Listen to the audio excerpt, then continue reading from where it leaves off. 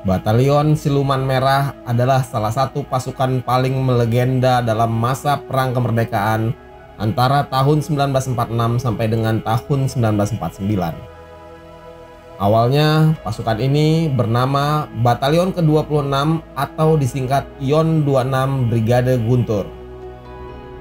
Mereka adalah kesatuan terkuat di divisi Siliwangi. Batalion Siluman Merah ini dipimpin oleh Kapten Ahmad Wiranatakusuma. Ahmad kelak kemudian hari menjadi Kepala Staf Kostrad ketika Soeharto menjabat sebagai Panglima Kostrad. Julukan Siluman Merah disematkan oleh tentara Belanda karena Batalion Ahmad sering melakukan serangan secara mendadak dan tidak ada tanda-tanda sebelumnya. Ketika Belanda membalas serangan dan mengejar balik, tiba-tiba Batalion Siluman Merah menghilang, tidak dapat dikejar. Rakyat juga menyebut Batalion Ahmad bisa nyiluman, sehingga muncullah julukan melegenda itu, Batalion Siluman Merah A3W, Ayak Henry William. Berulang kali Belanda mencoba mengirim pasukan, tank hingga pesawat tempur. Namun kubu pertahanan Siluman Merah tak pernah mereka bisa tembus. Kisah paling melegenda mengenai pasukan Siluman Merah ini terjadi di awal tahun 1947 di Soreang. Ketika itu ada sebuah warung milik sepasang suami istri yang sudah uzur, sering dijadikan tempat makan dan beristirahat para serdadu Belanda. Mereka melepas lelah di warung itu sehabis patroli ke pelosok desa. Tanpa sepengetahuan serdadu-serdadu itu, Ahmad, sang komandan Batalion Siluman Merah, menyamar di warung itu sebagai pelayan. Dia berpura-pura menjadi pembantu pemilik warung. Kemudian dia mengintai dan memata-matai tentara Belanda tersebut. Berbulan-bulan lamanya Kapten Ahmad menjadi mata-mata di sana. Hingga sampailah suatu hari dia meminta kakek dan nenek pemilik warung untuk menyingkir dari warung itu. Setelah membayar harga warung beserta isi-isinya dengan harga yang cukup mahal, Ahmad kemudian memindahkan kakek dan nenek itu ke tempat aman.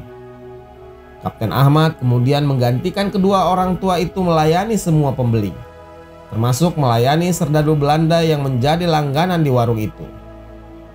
Suatu senja, puluhan tentara Belanda yang baru pulang patroli seperti biasa mampir di warung itu.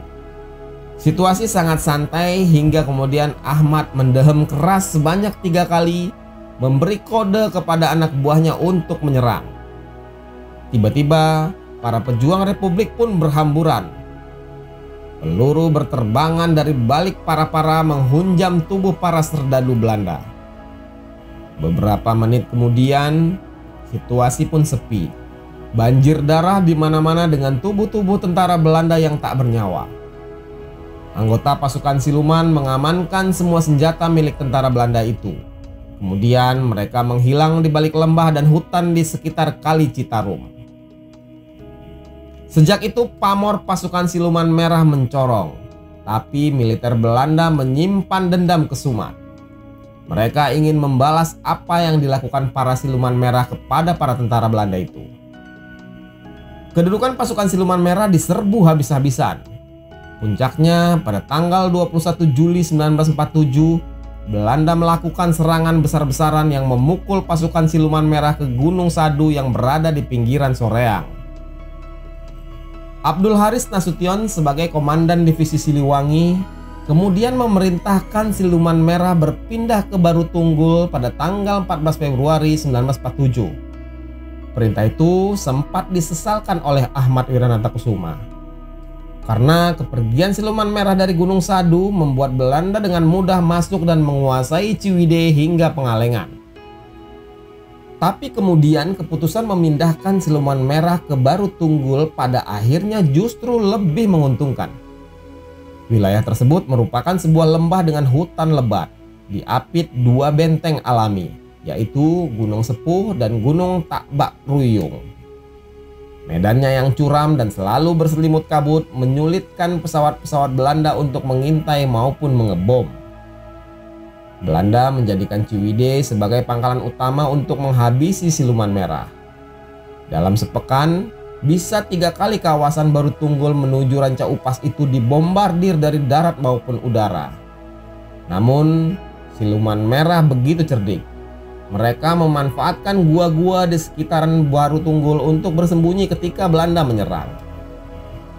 Kadang Belanda melakukan serbuan kilat ke wilayah itu, namun berhasil ditangkal oleh pasukan siluman yang menang secara posisi. Mereka menghujani tentara Belanda dari atas tebing-tebing. Pihak musuh mulai frustasi karena upaya mereka tak berbuah hasil yang sesuai harapan. Barulah pada 24 Juli 1947, Belanda menambah pasukannya dari Resimen Prinses Irene dan Stoottroepen serta 4 pesawat Mustang. Akhirnya Baru Tunggul bisa direbut. Tapi kemudian kemenangan Belanda itu hanya bertahan 10 hari. 10 hari kemudian, siluman merah kembali mengambil alih Baru Tunggul. 3 Agustus 1947, pasukan siluman merah kembali berhasil mengambil alih Baru Tunggul lewat suatu pertempuran yang sangat hebat. Lalu siapa sebenarnya sosok komandan hebat di belakang pasukan siluman merah ini? Ahmad Wiranatakusuma lahir dari keluarga terhormat di Bandung. Ayahnya, Raden Arya Adipati Muharam Wiranatakusuma, adalah seorang Bupati Bandung. Sementara ibunya berasal dari keturunan Bupati Sumedang. Oktober 1945, Ahmad yang mempunyai latar belakang kepanduan kemudian mendirikan kesatuan tentara dengan jumlah kurang dari 200 orang. Untuk seragamnya mereka gunakan karung goni tipis yang didapat dari wilayah perkebunan. Setelah siap, kemudian mereka bergerak ke Soreang dan bergabung dengan Resimen 9 di bawah pimpinan Ganda Wijaya yang bertugas di Bandung Selatan. Ahmad berhasil menduduki lapangan terbang Andir. Dia berhasil menawan dan melucuti senjata tentara Jepang. Ketika pihak sekutu mengeluarkan perintah agar rakyat meletakkan senjata dan mengosongkan wilayah Bandung, rakyat tidak takut. Lalu terjadilah peristiwa Bandung Lautan Api. Ketika itu, Ahmad ikut mundur ke Bandung Selatan sebelum ikut meluluh lantakan Bandung agar tidak dikuasai tentara sekutu. Tidak hanya berhasil membungkam Belanda, Ahmad dan pasukannya juga ikut andil dalam menumpas pemberontakan PKI di Madiun di tahun 1948. Pasukan ini menjalani banyak peristiwa penting di divisi Siliwangi. Mereka juga ikut hijrah ke Jawa Tengah dan long march kembali ke Jawa Barat. Ahmad Wiranatakusuma bahkan memimpin rombongan terakhir dan terbesar yang mencapai 2.500 pasukan. Dalam perjalanan yang panjang itu, dia bersama pasukannya harus menghadapi 2 musuh sekaligus, yakni Belanda dan DITII pimpinan Kartosuwiryo. Tak hanya itu, Ahmad dan pasukannya juga terlibat dalam penumpasan gerakan Republik Maluku Selatan. Dia juga menghadang pemberontakan Angkatan Perang Ratu Adil yang dipimpin oleh Kapten Raymond Westerling. Berbekal pendidikan di Amerika Serikat, membuat Ahmad menguasai strategi militer sehingga ia pun dipercaya untuk menyusun strategi infiltrasi di Irian Barat dengan membangun Caduat atau Cadangan Umum Angkatan Darat yang kemudian berubah nama menjadi Kostrad. Ahmad menjabat sebagai kepala staf dengan panglimanya Mayor Jenderal TNI Soeharto. Ketika Soeharto menjabat Panglima Mandala dalam Trikora, Ahmad menjadi Panglima Mandala dari Angkatan Darat. Setelah selesai operasi Trikora, Ahmad ditunjuk menjadi ketua tim serah terima kekuasaan atas Irian Barat dari Belanda kepada Indonesia.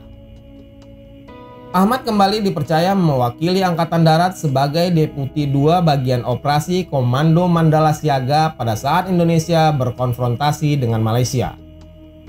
Ahmad juga memiliki peran penting dalam penumpasan G30S PKI.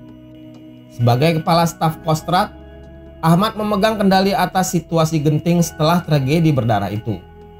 Dialah yang memimpin rapat-rapat dan memerintahkan pergerakan pasukan untuk menumpas G30S. Setelah Soeharto menjadi Menteri Panglima Angkatan Darat, Ahmad ditawari menjadi Panglima Kostrad menggantikan Soeharto, tapi dia menolak. Begitu pula tawaran menjadi Gubernur Jawa Barat, juga ditolaknya.